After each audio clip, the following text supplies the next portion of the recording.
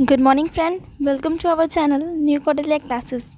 सो friends, आज के इस वीडियो में हम देखने वाले हैं टॉप जीके क्वेश्चन जो कि आपके लिए काफ़ी इम्पॉर्टेंट है।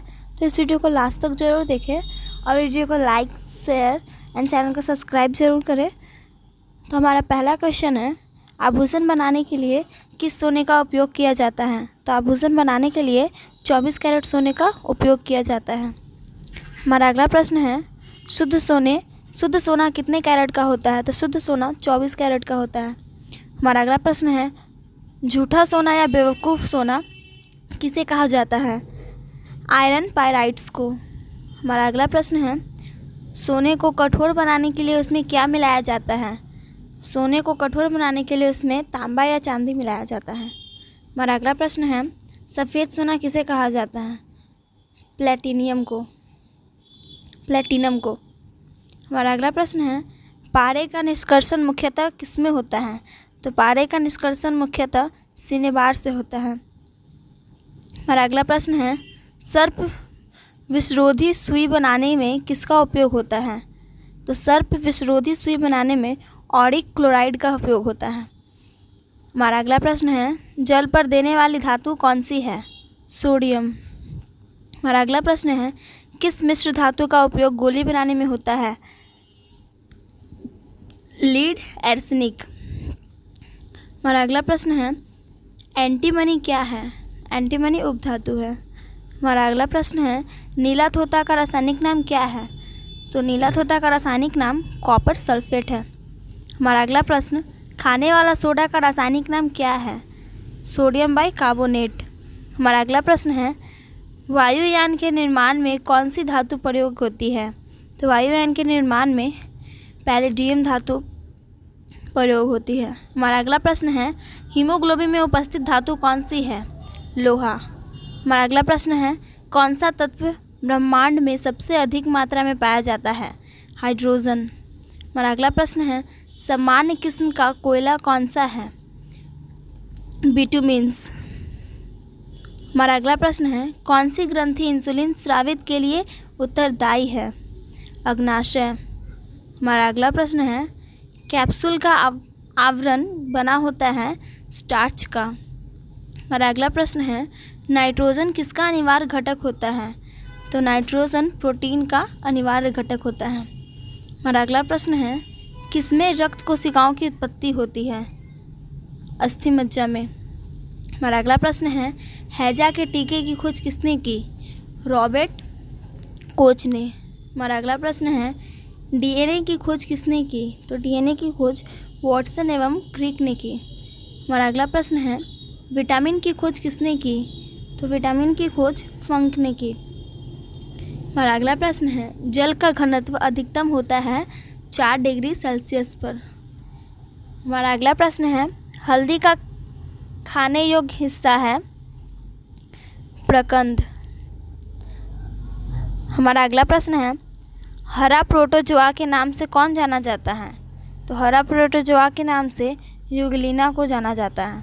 हमारा अगला प्रश्न है, पौधे नाइट्रोजन के रूप में ग्रहण करते हैं नाइट्रेट। हमारा अगला प्रश्न है, मधुमक्खियों का पालन कहलाता है एपीकल्चर। हमारा अगला प्रश्न है, पीत किस अंग के द्वारा पैदा किया जाता है? यकृत। हमारा अगला प्रश्न है, दुग्ध को पचाने वाला एंजाइम कौन होता है? रेनिन। हमारा अगला प्रश्न है, स्त्रियों के नसबंदी को क्या कहा जाता है? तो स्त्रियों के नसबंदी को ट्यूबेक्टिन कहा जाता है। हमारा अगला प्रश्न है, पुरुषों की नसबंदी को क्या कहा जाता है? तो पुरुषों की नसबंदी को वैस्कटॉमी कहा जाता है। हमारा अगला प्रश्न है, मनुष्य के शरीर की सबसे छोटी ग्रंथि कौन है? तो मनुष्य के शरीर की सबसे छोटी ग्रंथि पिट्यूटरी ग्रंथि है। हमारा अगला प्रश्न है, मनुष्य के शरीर की सबसे बड़ी ग्रंथि कौन है? यकृत। हमारा अगला प्रश्न है, पीयूष ग्रंथि कहाँ पर स्थित होती है? तो पीयूष ग्रंथि मस्तिष्क में उपस्थित होती है। हमारा अगला प्रश्न है, सूरज की किरणों में कितने रंग होते हैं? तो सूरज की किरणों में 7 रंग होते हैं। हमारा अगला प्रश्न है, स्नेल का नियम संबंधित है प्रकाश के अपवर्तन से। हमारा अगला प्रश्न है, दूध से क्रीम हटाने पर उसका घनत्व बढ़ता है। हमारा अगला प्रश्न है, समतल दर्पण की वक्रता त्रिज्या अनंत है। हमारा अगला प्रश्न है, किस विटामिन में कोबाल्ट होता है? विटामिन B12 में कोबाल्ट होता है। नींबू में पाया जाने वाला अम्ल साइट्रिक अम्ल है। हमारा अगला प्रश्न है, प्रकाश वर्ष मात्रक है दूरी का। हमारा अगला प्रश्न है, खून की कमी को कहा जाता है एनीमिया। हमारा अगला प्रश्न है, कार्बन के 2 मुख्य रूप हैं हीरा एवं ग्रेफाइट। हमारा अगला प्रश्न है, इलेक्ट्रॉन की खोज की थी J.J. थॉमसन ने। हमारा अगला प्रश्न है, मानव शरीर में कुल हड्डियां की संख्या होती हैं 206।